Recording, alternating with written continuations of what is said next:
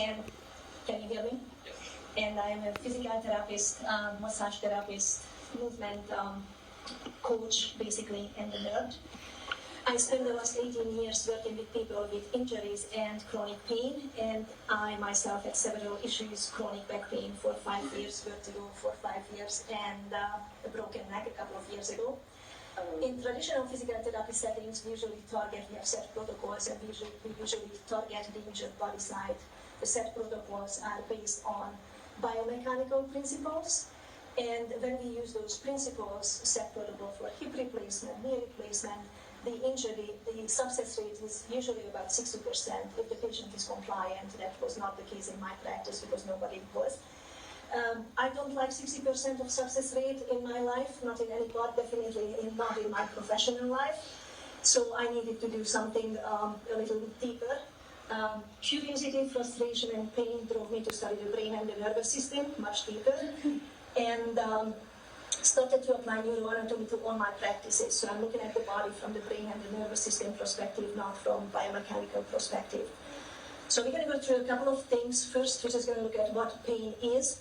And pain doesn't really mean that you are broken. It's just an unpleasant sensory and emotional experience associated with actual or potential tissue damage. And there are so many different factors that contribute to what we sense that pain is. Most of the time, folks don't have an understanding that pain really doesn't mean that there is a tissue injury. So I usually just use the phantom limb phenomenon.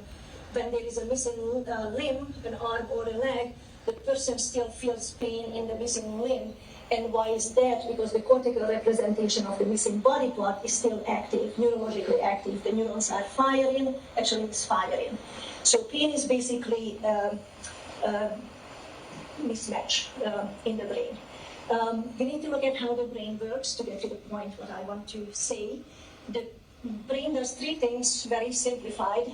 Gets sensory information from the environment through our senses, analyzes, interprets, oh, this is way too fast, analyzes, interprets, and integrates the data, and then it has an output, which could be motor output or the pain output, which is a sensation.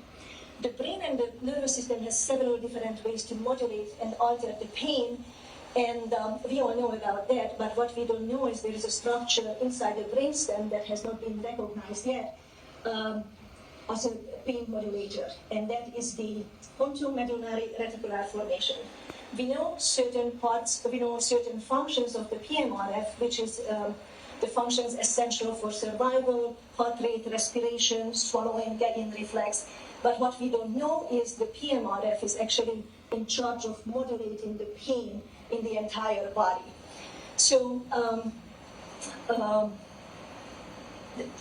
in the practice, what I'm trying to do is targeting the part of the brain that is responsible for having a little bit of more control than we usually do. Let's say someone has a pain in their left hip and they come to me, and the traditional physical therapy protocol would tell me that I need to stretch, strengthen, ice, and stay off the feet.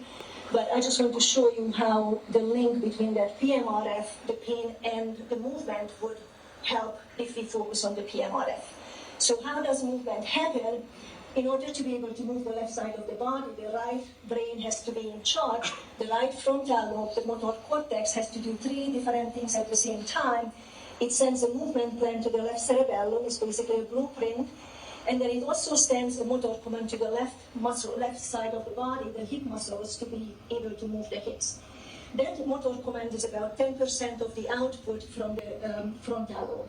And it does a third thing at the same time. It actually going to send a stabilization command to the right side of the PMRF, which is 90% of the output, the whole cortical output. So we're looking at, this is actually a missing link that has not been recognized, or research has started to pick up a little bit about that. And I'm just studying because, as I said, I'm a nerd. And then movement continues from here. It doesn't stop in here. Obviously, the left hip receptors has to send the signal back to the left cerebellum to coordinate everything, and the left cerebellum keeps talking to the right frontal lobe for accuracy and adjustment of movement. And then this whole loop keeps going on as a continuous movement, like 10,000 times in 1 second. So The most important part of this whole thing is this 90%, this 2C, which is the stability comment to stabilize the body while the other side of the body is moving.